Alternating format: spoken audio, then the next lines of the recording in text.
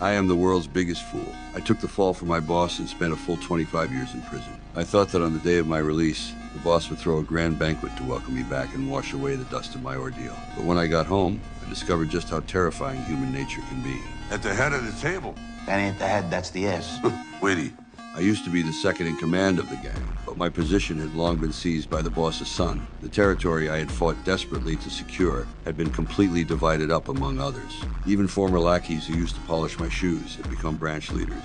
I'm expecting after doing 25 years to save your father's ass for murder, to save your ass, I'm expecting some form of adequate compensation. Why do you think we're not gonna take care of you? Seeing that I felt wronged, the boss beside me finally spoke up. Tulsa was a barren, remote, small city. Clearly the gang wanted to exile me there. Only then did I understand what the horror of human nature truly meant. But I still looked toward the boss I had once shared life and death with, only to be met with disappointment. The code of honor I had upheld for 25 years now seemed like nothing but a joke. My wife left me on the very first day I was imprisoned. As for my daughter, I hadn't spoken to her in 18 years because she hates me.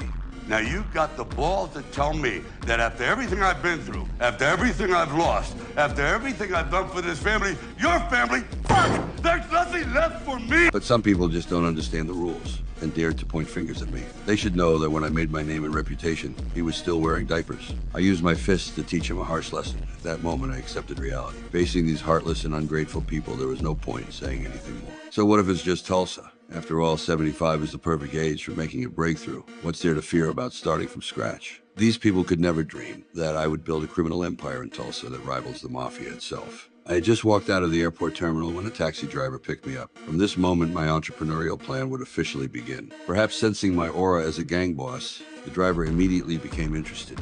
I like that. Gangster gotta be a gangster, huh? You think a gangster's cool? When he said he liked the way criminals operated, I was ready to show him what real criminal life was all about. Just then, we passed the marijuana dispensary. After learning that Tulsa had no gang presence whatsoever, I instantly thought of a great business opportunity. Inside, there was only one security guard with zero fighting ability, and it didn't look like they had surveillance cameras installed. The receptionist was very frail and didn't seem too bright either. If someone wanted to rob this place, it would be far too easy. I told him to call the owner out, but the employee didn't dare leave his post. The security guard, hearing the commotion, walked over and told me to leave immediately. Facing me, this gray-haired old man. The guard thought he could easily handle the situation, not knowing what kind of existence he had provoked. I grabbed the driver's thermos and smashed it directly into his head. It seems fists are the ultimate truth. Soon the owner came out. He thought he was dealing with a robbery, but unexpectedly I wanted to see his transaction ledger. This made the owner suspect I might be from the tax bureau.